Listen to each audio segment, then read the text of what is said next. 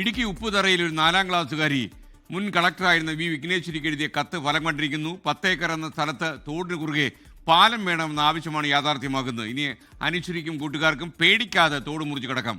ഒരു പാലം വന്നതിന്റെ പിന്നാലെ കഥ.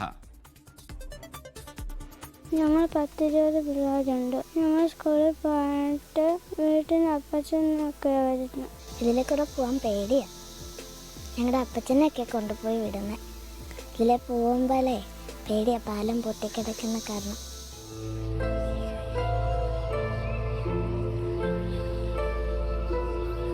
അത് നമ്മൾ ഡിപ്പാർട്ട്മെൻറ്റിന് വെരിഫൈ ചെയ്യാൻ വേണ്ടി കൊടുത്തിട്ടുണ്ട്.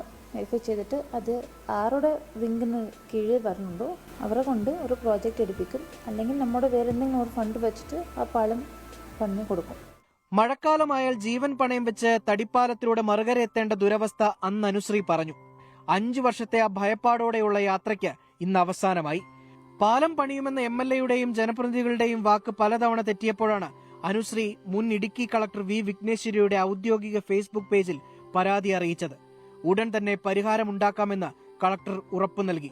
കളക്ടറുടെ ആ ഉറപ്പ് യാഥാർത്ഥ്യമായതോടെ അനുശ്രീയും കൂട്ടുകാരും ഡബിൾ ഹാപ്പിയാണ്. നേരത്തെ തടിപ്പാലമായിരുന്നു. ഞങ്ങൾ പേടിച്ചായിരുന്നു സ്കൂളിൽ പോകുന്നത്. ഞങ്ങൾ കളക്ടറാൻറ്റിക്ക് പരാതി കൊടുത്ത് കളക്ടറാൻറ്റി പാലം ശരിയാക്കി തരാമെന്ന് പറഞ്ഞു. ഇപ്പം പാലം ശരിയാക്കി തന്നു. കളക്ടറാൻറ്റിക്ക് നന്ദി. ഇനി ഏതു മഴയത്തും അനുശ്രീക്കും കൂട്ടുകാർക്കും ഭയമില്ലാതെ യാത്ര ചെയ്യാം. ഒരു 4ാം ക്ലാസ്സുകാരി നടത്തിയ ഇടപെടൽ ഒരു നാടിന്റെ കാലങ്ങളായുള്ള ആഗ്രഹമാണ് സഫലീകരിച്ചത്. 24 ഇടുക്കി.